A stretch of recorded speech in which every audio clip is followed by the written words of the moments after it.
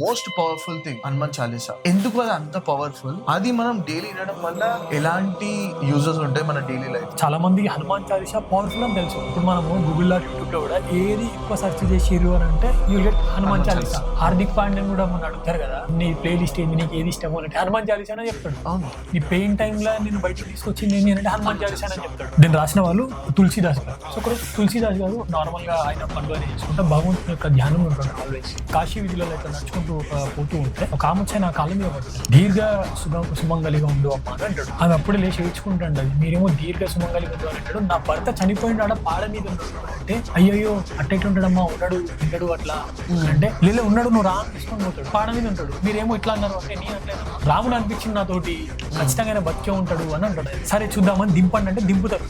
పాడని దింపిన తర్వాత తులసీదాస్ గారు ఆయన కమండలం వాటర్ ఇట్లా పోసుకుని జై శ్రీరామ్ అని చెప్పి ఇట్లా అప్పుడు ఆ పాడని పెట్టి లేస్తాడు.